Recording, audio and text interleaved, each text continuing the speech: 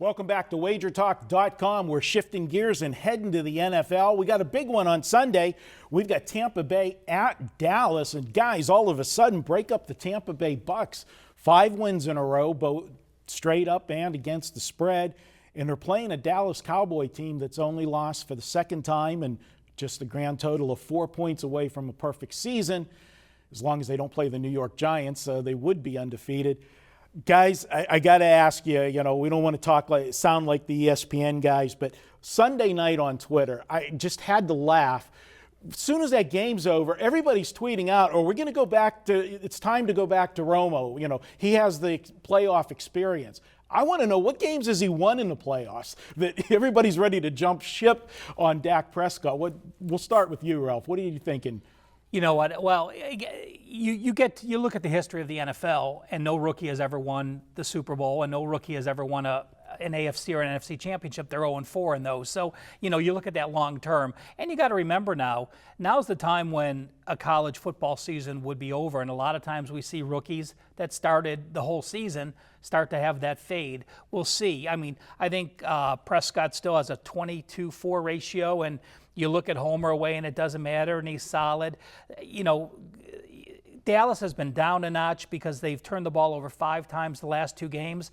I think they only turned the ball over twice the previous 7. So there's some issues there with Dallas. It's not Prescott. It's just as the team starting to feel a little pressure as the season wears down and everyone has that magnifying glass on them. Hey, Brian, in fairness to the Cowboys, it's not like the Giants are a bad football team. The Giants are playing a lot better than a lot of people expected them. I know at the beginning of the season when we were talking about it, we were high on the Giants in this division to be the sleeper. We didn't expect Dallas to be as good as they were.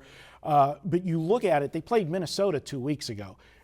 One of the 3 best defenses in the NFL. So, and it was tough. And that was on a Thursday night, a short week, on the road, in a dome. You can excuse, a performance there, but they still won that game. And then last week, it's a division rivalry, primetime game and a home underdog. How often have we seen that formula been good? So I just think this is a big overreaction on Dallas on my side. Yeah, I'm not overreacting to this.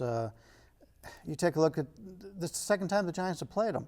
Anytime you've played a quarterback before and you get more on him, especially as a young quarterback, you're going to do well. But to be totally honest with you, I'm not sure the Giants were the better team that day, even though they won. They had the one big play, that cross over the middle. And that went big. But other than that, I thought Dallas was just as good as they were in that game. Dallas, you take a look at the explosive plays. Dallas had a pretty good day on explosive plays. So when I looked at it through the box score, I didn't make any adjustments in that.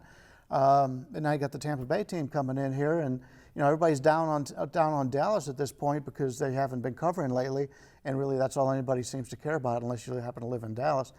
But this Tampa Bay team, we've talked in these videos about how we've struggled all season long on the Oakland Raiders. We've struggled with the Kansas City Chiefs, and Tampa's one of those other teams. If you look at the stats from those 3 teams, none of the 3 of them are as good, but they find ways to win. And Tampa Bay's been doing that. They've been great on the road this year. Well, last week against the Saints, the only thing that got them the win last week against the Saints, the punter was the MVP of that game. He continually pinned the Saints inside the 5-yard line with punts, and the Saints never had field position in that game. But I look at this 5-game winning streak. 3 of the games, bad teams, Chicago, San Diego, and the Saints. None of those teams are going to the playoffs. The 2 wins that they had over good teams, they beat Kansas City, but they beat Kansas City the week after Kansas City played Carolina and upset them on the road, and they had Denver up next. So it was a sandwich spot for Kansas City. And then they beat Seattle at home. A great game, but we know Seattle's not the same team on the road as they are at home, and they caught Seattle the week before their playoff revenge on Sunday night against the Carolina Panthers. So I think everything has worked out well for Tampa Bay during this winning streak. I think that it ends on Sunday in Dallas. For me, I like Dallas, and it's one of the teams that I'll also be using on teasers this week. Tease Dallas down to 1, just get the win at home. I'm going to lean with the dog. I'll tell you what, over that 5-game win streak Tampa Bay has had, they are the number 1 scoring defense and the number 10 offense. Dallas, over the last 5 weeks, the number 13 offense and number 29 defense.